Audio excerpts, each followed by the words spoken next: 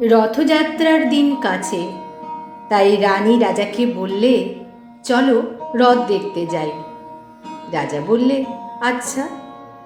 ঘোড়াশাল থেকে ঘোড়া বেরোলো, হাতিশাল থেকে হাতি, ময়ূরপঙ্খী যায় সারে সারে, আর বল্লম হাতে সারে সারে সিপাহী শান্ত্রী, দাস দাসী দলে দলে পিছে পিছে চলল।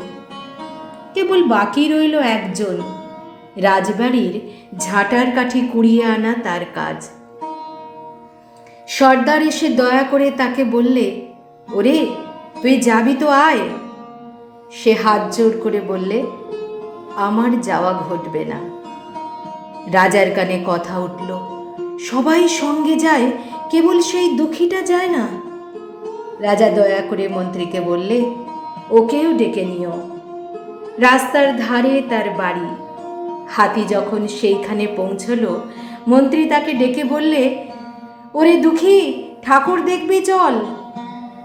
সে হাত জোর করে বলল, কত চলবো, ঠাকুরের দুয়ার পর্যন্ত পৌঁছই এমন সাধ্য কি আমার আছে? মন্ত্রী বললে, ভয় কিরে তোর, রাজার সঙ্গে চলবি? সে বললে, সর্বনাশ, রাজার পথ কি আমার পথ? মন্ত্রী বললে, তবে তোর উপায়? তোর ভাগ্যে কি রথযাত্রা দেখা ঘটবে না? সে বললে, ঘটবে বই কি, ঠাকুর তো রথে করেই আমার দুয়ারে আসেন। মন্ত্রী হেসে উঠল, বললে, তোর দুয়ারে রথের চিহ্ন কই? দুঃখী বললে, তার রথের চিহ্ন পড়বে না। মন্ত্রী বললে, কেন বলতো? দুঃখী বললে, তিনি যে আসেন পুষ্পক রথে। মন্ত্রী বললে, কই রে সে রথ? দুঃখী দেখিয়ে দিলে, তার দুয়ারের দুই পাশে দুটি সূর্যমুখী ফুটে আছে। কবিগুরুর রথযাত্রা কবিতা। ঠাকুরের তত্ত্বমালা বইয়ে সেই রথের বর্ণনা যখন আমরা দেখি, সেখানে লেখা আছে, রথ যেমন তিনতলা, মনুষ্য দেহেও সেরূপ তিনতলা, সহস্রার, হৃদয় এবং মূলাধার। ওপর তলায় সহস্রদল পদ্মে শ্রী শ্রী বামন দেব অর্থাৎ জগন্নাথ দেব বিরাজ করেন। বামন অবতারে ত্রিভুবন অধিকার করেন, এজন্য জগন্নাথ বামন নামে খ্যাত।